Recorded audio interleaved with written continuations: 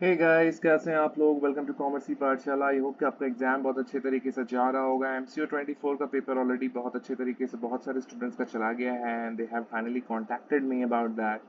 And मैं कहना चाहूँगा कि हमारे पास नोट्स अवेलेबल हैं for all of your examination subjects, आपके एमकॉम के, बीकॉम के। And today's topic is going to be from IBO 1। ठीक है, IBO 1 का जो है ये अगला पेपर होगा।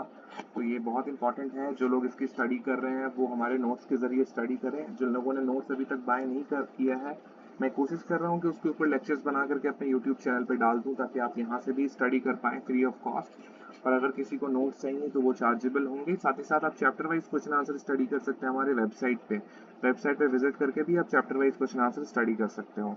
ठीक है, बट नोट से स्टडी करना ज़्यादा यूजफुल है बिकॉज यहाँ पे इंपॉर्टेंट जो प्रीवियस ईयर के क्वेश्चन आंसर्स हैं सिर्फ वही वहाँ पे डाले गए हैं। एक्स्ट्रा क्वेश्चंस आपको नहीं दिखेंगे। टाइम कम है, जितना ज़्यादा से ज़्यादा आप इंपॉर्टेंट क्वेश्चंस कवर करेंगे उतना आपके लिए बेहतर होगा। तो चलिए फिर स्टार्ट करते हैं बिना समय बर्बाद किए आज का टॉपिक। बस एक और रिक्वेस्ट है, प्लीज़ सब्सक्राइब कर लीजिए हमारे चैनल को और जो बेल आइकन है उसे दबा दीजिए ताकि आपको मेरे वीडियोस की नोटिफिकेशन जो है वो सबसे पहले मिलती रहे। तो चलिए फिर स्टार्ट करते हैं। सबसे पहला जो यहाँ पे जो पॉइंट एक्चुअली यहाँ पे 3 टॉपिक हम लोगों ने अभी तक, तीसरा टॉपिक हम लोग अभी करेंगे। 2 टॉपिक हम लोग ऑलरेडी कर चुके हैं, मैं दिखा देता हूँ आपको।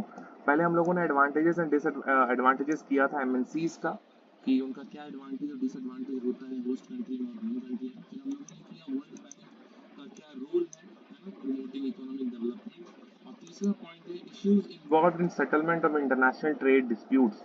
जब भी हम इंटरनेशनल ट्रेड डिस्प्यूट्स को सेटल करने की बात करते हैं तो क्या क्या इश्यूज हम लोगों को, क्या क्या प्रॉब्लम्स हम लोग को फेस करनी पड़ती है या फिर दिखती हैं, उसके बारे में हमारा ये लेक्चर होने वाला है। ठीक है, तो चलिए फिर शुरू करते हैं। ये रहा issues involve in settlement of international trade dispute. सबसे पहला पॉइंट है ज्यूरिसडिक्शन का।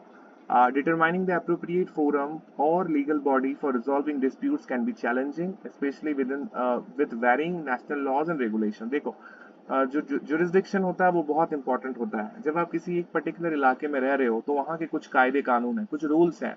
बट अगर आप वहाँ से निकल के किसी और कंट्री में चले जा रहे हो तो फिर वहाँ के रूल्स एंड कायदे कानून वो फिर डिफरेंट हो जाएंगे। राइट, तो ज्यूरिसडिक्शन का इशू बहुत ही एक इम्पॉर्टेंट इशू है, एक बहुत ही महत्वपूर्ण, बहुत ही एक प्रॉब्लमैटिक इशू है मैं बोलना चाहूंगा, जिसके वजह से ये सेटलमेंट करने में दिक्कत होती है इंटरनेशनल ट्रेड डिस्प्यूट के केस में।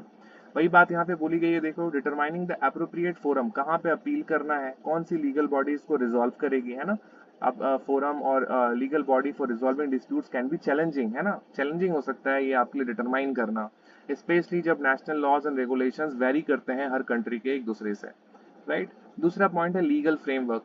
Disputes often involve complex internal agreement. Dispute जो होते हैं वो बहुत हद तक हमेशा देखा जाता है कि उसमें बहुत ही कॉम्प्लेक्स इंटरनेशनल एग्रीमेंट्स होते हैं, जिनको समझना, जिनको हिसाब से उनको इंटरप्रेट करना और उसके अकॉर्डिंग जो भी आपको जो भी आपको एप्लीकेशंस करने हैं वगैरह करने हैं, ये चीज़ें आपको समझना जो है काफ़ी ज़्यादा मुश्किल हो जाता है। तो लीगल फ्रेमवर्क का ये इशू है। डिस्प्यूट, यहाँ पे मैं फिर से पढ़ देता हूँ। Disputes often involve complex international agreements and treaties, okay, requiring interpretation, जहाँ पे आपको इंटरप्रेट करना पड़ेगा। साथ ही साथ application of diverse legal principles, है ना, जो भी लीगल प्रिंसिपल्स हैं वो बहुत ही डाइवर्स है और उनको अप्लाई करना आपके अपील में, राइट, वो बहुत ही प्रॉब्लमेटिक हो जाता है। तीसरा है enforcement. Ensuring compliance and dispute resolution decisions can be difficult, है ना। ये इंश्योर करना कि आप कंप्लायंस करोगे इस तरह के डिस्प्यूट रिजोल्यूशन के वाले डिसीजंस में, ये इंश्योर करना काफी ज्यादा मुश्किल हो जाता है ना। Particularly losing parties unwilling to adhere to the ruling. Particularly ये बात तब देखने को मिलती है जब लूजिंग पार्टी, जब आप केस होता है तो कोई एक ही जीतेगा दूसरा हारेगा, तो जो दूसरी पार्टी होती है वो अनविलिंग हो जाता है, वो उसकी इच्छा नहीं होती है रूल्स को फॉलो करने की, ठीक है ना। तो वो एक प्रॉब्लम हम लोग को देखने को मिलती है। चौथा है पॉलिटिकल कंसिडरेशन। ट्रेड डिस्प्यूट्स में involve significant political and economic interest, है ना। ट्रेड डिस्प्यूट में बहुत हद तक हम लोग को पॉलिटिकल इंटरेस्ट की वजह से भी ये प्रॉब्लम देखने को मिलती है। Okay, complicating the resolution process and potentially influencing outcome. जो पॉलिटिकल कंसिडरेशंस होते हैं, कई बार पॉलिटिकली चीज़ों को जो है इन्फ्लुएंस किया जाता है, इसके जो रीजन, जो आउटकम्स होते हैं वो हम लोग को पॉलिटिकली कॉम्प्रोमाइज दिखते हैं, है ना। ये प्रॉब्लम भी हम लोग को फेस करनी पड़ती है।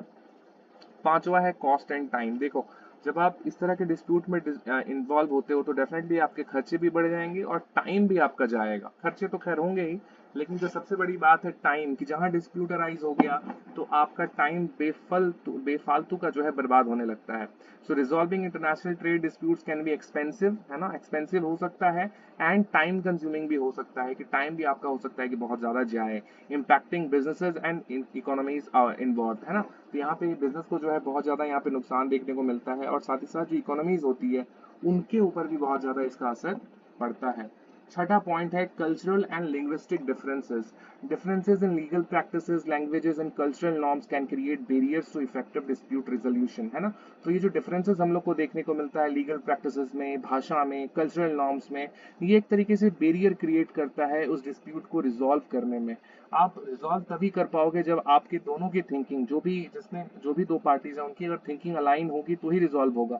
अगर एक बंदा नॉर्थ है दूसरा बंदा साउथ है तो दोनों के बीच में कोई चांस ही नहीं है कि कोई डिस्प्यूट रिजॉल्व होगा, है ना। तो डिस्प्यूट बढ़ता ही जाता है, और खासकर इस तरह की चीजें जैसे यहाँ पे लीगल प्रैक्टिसेस की बात हो रही है, लैंग्वेज की बात हो रही है, कल्चरल नॉर्म्स की बात हो रही है, ये उन चीजों को और बढ़ा देती हैं, है ना। तो ये भी देखने को हम लोग को मिलता है। तो ये टोटल 6 पॉइंट्स थे जो मैंने अभी डिस्कस कर रहे हैं, जो हम लोग को प्रॉब्लम्स देखने को मिलती हैं जब भी हम लोग सेटलमेंट की बात करते हैं इंटरनेशनल ट्रेड डिस्प्यूट्स में। एंड काफ़ी प्रोमिनेंट प्रॉब्लम्स हैं, ये हमेशा से ही हैं और आगे भी रहेंगी, और इसके ऊपर बहुत अच्छी तरीके से काम नहीं बनाया गया। सो या, एंड आई होप कि आपको ये लेक्चर काफी पसंद आया होगा। पसंद आया तो लाइक कमेंट और शेयर करो। We have the notes available, we have the projects and synopses available. अगर आपने नहीं बनाया है अभी तक, you can contact me, we are gonna provide you that and at a very nominal cost actually. इसकी prices जो है 500 पर पेपर हैं, जो कि नेक्स्ट सेमेस्टर से एप्लीकेबल हो जाएंगी, but at this point right now अगर आप इसको बाई करते हो इट विल कॉस्ट ₹250 ओनली। क्यों? क्योंकि एग्जाम मंथ चल रहा है and this is the last price that I can offer. अगर किसी को चाहिए, we can contact us. Thank you so much, bye bye, take care and Jai Hind.